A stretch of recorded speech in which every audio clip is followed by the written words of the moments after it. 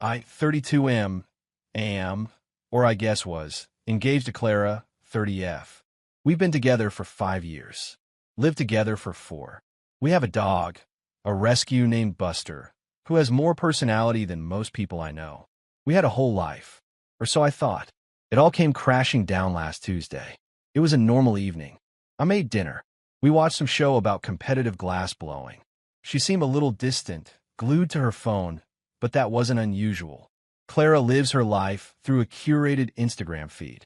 Every meal, every outing, every vaguely inspirational sunset had to be documented. I'm a private person. It was a point of contention, but you compromise, right? Around 11 p.m., I was getting ready for bed. She was still on the couch, thumb typing furiously. I kissed the top of her head and said I was turning in. She just grunted. I fell asleep to the sound of her faint, rhythmic tapping. I woke up around 2 a.m. to get some water. The living room light was still on. Claire was gone. A little prickle of unease went down my spine. I checked her bedroom. Empty. Her car keys were gone. Her work bag was gone. A suitcase from the top of the closet was gone. My heart started doing a frantic drum solo against my ribs. I grabbed my phone, fingers clumsy, to call her. That's when I saw the notification. Clara had posted to her Instagram story. It was a picture of her clinking a champagne flute with some guy I'd never seen before. He had his arm slung around her shoulder, a smug grin plastered on his face. They were in a fancy, dimly lit bar. The caption was what really twisted the knife. Some boys never become men.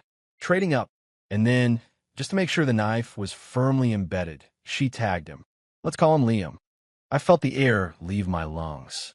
It was that specific, gut-wrenching shock where your vision tunnels and you can hear your own blood roaring in your ears. 5 years. A whole life. Ended via an Instagram story. The sheer, breathtaking disrespect of it. The cowardice. I clicked on Liam's profile. It was public. Of course it was. He looked like the kind of guy who thought owning a boat was a personality trait. Lots of pictures of him in branded polo shirts, holding fish he'd caught, smiling with a blindingly white set of veneers. And then I saw it. The third picture on his feed. A professional maternity shoot. A beautiful, beaming woman with her hands cradling a very pregnant belly. Liam was kissing her forehead.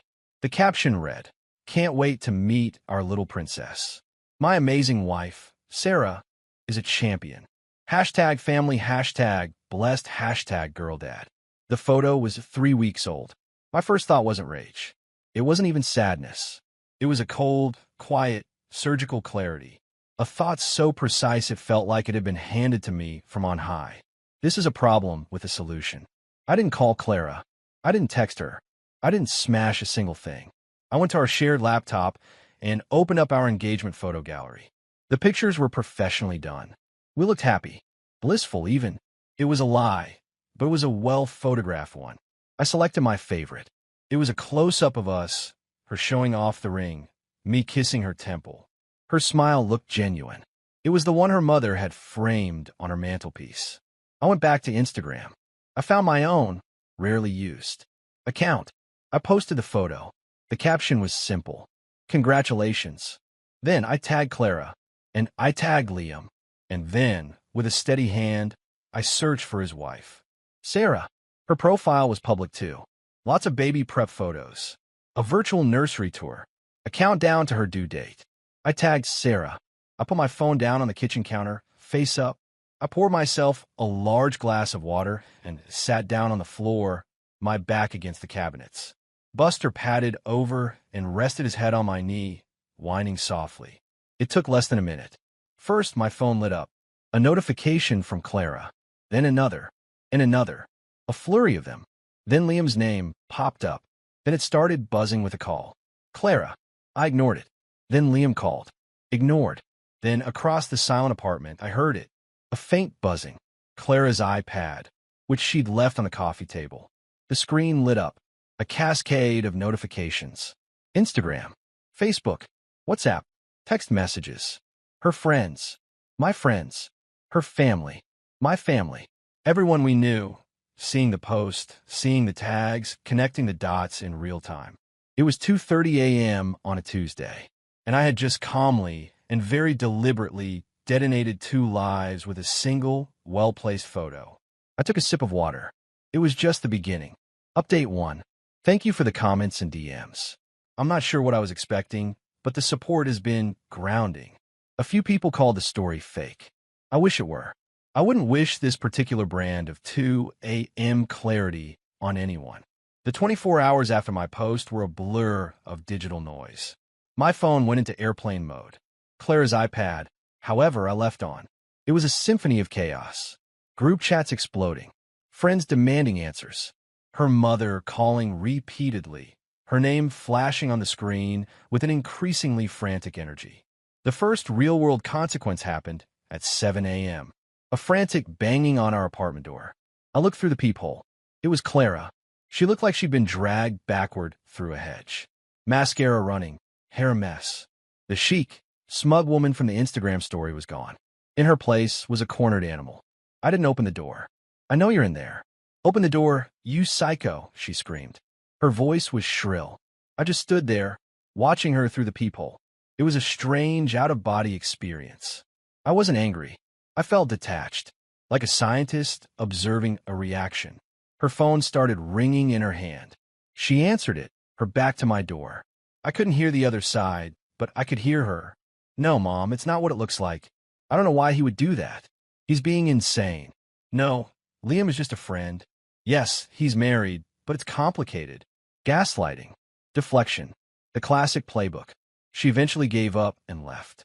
An hour later, the email started. The first was from Clara. A long, rambling tirade. I was a monster. A sociopath. How could I do this to her? I had ruined her life over a misunderstanding. The second email was from a lawyer. This I had not expected so quickly. It was a cease and desist. It was aggressive. It accused me of harassment, defamation, and intentional infliction of emotional distress. It demanded I take down the malicious post immediately. It was signed by a lawyer from a very expensive, very powerful firm. Liam's family, it turned out, had money. The kind of money that keeps lawyers on retainer for little problems like this. This is where things didn't go perfectly to plan. I had anticipated social fallout, not a legal broadside within 12 hours. My quiet, methodical revenge suddenly had the potential to get very loud and very expensive. The letter was a scare tactic, a good one. For a moment, I felt a flicker of fear. They were trying to bully me into silence, to frame me as the aggressor. But then I reread the letter. I'm not a lawyer, but I'm a careful reader.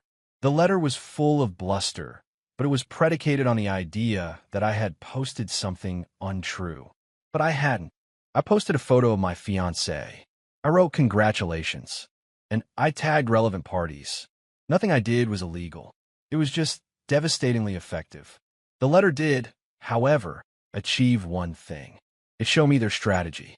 They were going to paint me as the crazy, vindictive ex, and Clara was going to play the victim. So I adjusted my own strategy. This was no longer just about social revenge. It was about protecting myself. First, I documented everything. Screenshots of her story, his profile, the tags, the timestamps. I saved the threatening emails. I started a folder. Second, I called my own lawyer, a guy I'd used for my freelance contracts.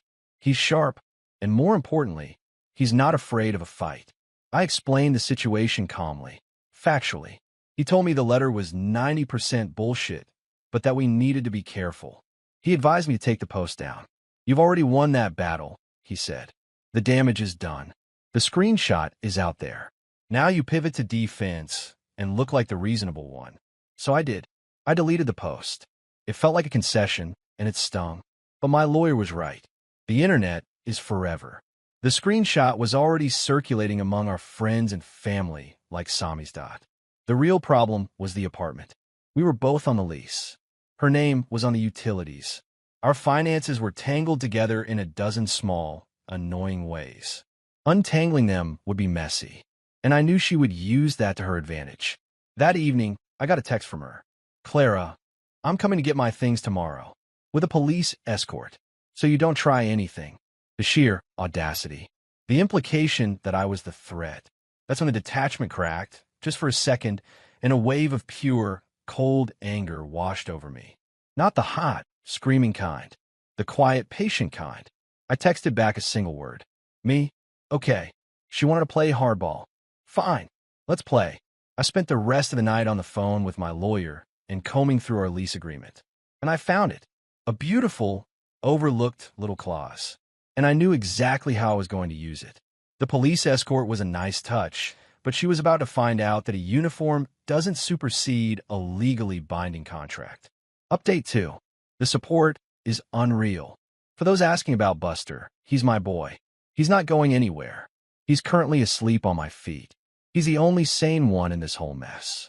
So the police escort, Clara's masterstroke of performative victimhood. She texted me that she and her escort would be arriving at noon on Saturday. I spent Friday preparing. My lawyer had confirmed my reading of the lease was correct. It was a standard co-tenancy agreement. We were jointly and severally liable, but it also had a specific clause about property abandonment. If a tenant removes their personal effects and shows intent to no longer reside in the property, the remaining tenant can assume full control, pending a formal notice to the landlord. Clara's dramatic exit, her suitcase, her Instagram story declaring she was trading up, that was a pretty clear declaration of intent. Her text message about coming to get my things was the cherry on top. She wasn't coming to discuss the lease. She was coming to clear out. At 11 a.m. on Saturday, I called a locksmith. A very nice, very efficient guy who had the locks on my front door changed in under 30 minutes. He gave me 3 new keys. At 11:45 a.m., I emailed our landlord. I attached screenshots of Clara's Instagram story, her text message, and a formal declaration that she had abandoned the property as per Clause 7B of our rental agreement. I informed him that I had changed the locks to secure the premises as the sole remaining tenant and would be assuming the full rent payment moving forward. I CC'd my lawyer. At noon sharp, the doorbell rang. I didn't use the peephole this time. I opened the door. There stood Clara, arms crossed, a smirk on her face. Behind her were 2 police officers, looking bored and slightly uncomfortable. And behind them, parked at the curb, was Liam. He was leaning against a shiny black Range Rover, sunglasses on, trying to look imposing. It was the first time I'd seen him in person. He was shorter than he looked in his photos. "I'm here for my things," Clara announced, her voice loud enough for the officers to hear clearly. "I have an escort to ensure my safety." I gave her a calm, polite smile. "I'm afraid you can't come in, Clara." Her smirk vanished. "What are you talking about? My name is on the lease." "It is," I agreed. "But you abandoned the property. As per our lease agreement, and as per the notification I've already sent to our landlord, I've secured the premises. You forfeited your right to access when you vacated without notice." The color drained from her face. She turned to one of the officers. "Officer, he's locked me out of my own apartment." The officer, a world-weary guy in his 50s, sighed. "Sir, is her name on the lease?" "It was," I said, holding up a copy of my email to the landlord. "But this is a civil matter, officer, not a criminal one. She has abandoned the property. I have legally secured it. You can see my correspondence with the landlord right here. If she believes she has a right to enter, she needs to take it up with the landlord or get a court order." The officer read the email. He looked from me to Clara. He understood immediately. This was a domestic dispute that had been kicked into the civil realm. His job was to keep the peace, not to interpret lease agreements. "Ma'am," the officer said, turning to Clara, "he's right. We can't force him to let you in. This is a landlord-tenant issue. You need to go to court." Clara's face was a mask of incandescent rage. "This is insane. All my things are in there. My clothes. My laptop. You should have thought of that before you publicly announced you were leaving me for a married man," I said, my voice still quiet, still calm. Liam finally decided to saunter over from his chariot. "Hey man, just let her get her stuff. Don't be a dick." I looked at him, really looked at him. The expensive watch, the perfect teeth, the casual arrogance. "You must be Liam. Congratulations, by the way. On the baby." He froze. The officers exchanged a glance. Clara looked like she was about to spontaneously combust. "I've packed some of your essentials for you," I said, turning back to Clara. I reached inside the door and pulled out 2 cardboard boxes. Inside, I had packed her toothbrush, some toiletries, a few changes of clothes I knew she didn't care about, and her favorite framed photo of her and her mother. A little touch of psychological warfare. I placed the boxes on the ground outside the door. The rest of your belongings will be held in storage. My lawyer will be in touch with yours to arrange a time for a professional moving company to retrieve them at your expense. You are not to come back to this property. She just stared at me, speechless. All her bluster, all her power plays had evaporated. The police officers were now just awkward bystanders at a very public, very brutal breakup. "Let's go, Clara," Liam muttered, grabbing her arm. He looked small, defeated. He shot me a hateful glare and steered her back towards the Range Rover. "You will regret this," she shrieked over her shoulder. I just closed the door. I leaned against it, the new key cool in my hand. I could hear them arguing as they drove away. The police officers got in their car and left. Silence. It wasn't a perfect victory. The apartment felt huge and empty. Every room held a memory, and I knew the legal fight was just beginning. This wasn't the end, but in that moment, standing in the quiet of my reclaimed home, I felt a flicker of something I hadn't felt in a long time. Peace. And then I started packing the rest of her things. Every last sequin top, every live, laugh, love sign, every bit of her life that had infested mine. It was time to clean house. Final update: the dog, the debt, and the deposition. It's in 6 months. Life doesn't have neat endings, and this story is no exception. There's no ticker tape parade. There's just the aftermath. Thank you again to everyone who followed along. Writing this out has been more therapeutic than I could have imagined. The legal battle was as ugly as I expected. Liam's family money meant they came at me hard. They tried to sue me for the value of Clara's belongings, claiming I had stolen them. They tried to get me evicted. They sent threatening letter after threatening letter. My lawyer, bless his cynical heart, handled it all. The turning point was the deposition. It's a legal meeting where lawyers from both sides get to question you under oath. It was held in a sterile conference room in a downtown high-rise. Me, my lawyer, Clara, and her slick, expensive lawyer. Liam was not there. His own legal troubles, it seemed, were keeping him busy. Clara's lawyer tried to paint me as a monster. He brought up the Instagram post. "So, Mr. my last name, you admit you posted this photo with the express intent to cause my client and her associate public humiliation?" "No," I said calmly. "I posted a picture of my fiancée. I congratulated her on her new relationship, which she had just announced, and I tagged the people involved. I believe in transparency." He then moved on to her belongings. He produced an itemized list of things she claimed I was holding hostage. It was absurd. Designer handbags, expensive jewelry, even a Peloton bike. She was claiming I owed her tens of thousands of dollars. My lawyer leaned forward. "We have a U-Haul receipt, a storage unit contract, and a full video inventory of the items removed from the apartment, all dated the day after Ms. Clara's last name attempted to forcibly enter the premises. The items are available for her retrieval at any time, once she pays the outstanding balance for the moving and storage, as is her responsibility." Clara's lawyer's face tightened. He clearly hadn't been informed of this. But the real bomb dropped when my lawyer started his questioning of Clara. He was methodical. He was quiet. He walked her through the timeline of her affair. "My lawyer, Ms. Clara's last name. When did your relationship with Mr. Liam's last name begin?" "Clara, we were just friends." "My lawyer, is it your testimony that you took a friend on a weekend trip to Napa, paid for with a credit card you shared with my client, 2 months before you left him?" He produced a credit card statement. Clara's face went pale. He then brought up Sarah, Liam's wife. He had her public social media posts, the happy announcements, the due date. "My lawyer, were you aware that Mr. Liam's last name, wife, was 9 months pregnant when you began your public relationship with him?" "Clara, his marriage was over. He told me so." "My lawyer, is that what he told his wife?" It was a bloodbath. Every lie, every deception laid bare under the flat, fluorescent lighting of that conference room. She crumbled. By the end, she was just staring at the table, her hands trembling. Her lawyer called for a recess. They settled the next day. She dropped all claims to the items in storage, which I later sold, paid off the storage unit, and donated the rest to a women's shelter. She agreed to sign a form officially relinquishing all rights to the apartment. In return, I agreed not to countersue for the money she had spent on her affair using our joint accounts. I just wanted it to be over. As for Liam and Sarah, the last I heard, the divorce was brutal. Sarah, from what I can gather through the grapevine, is a force of nature.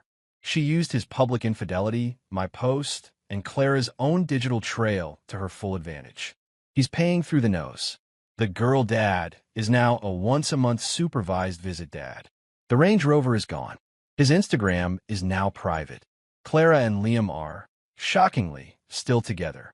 Misery loves company, I suppose. I see her sometimes in public. She looks smaller.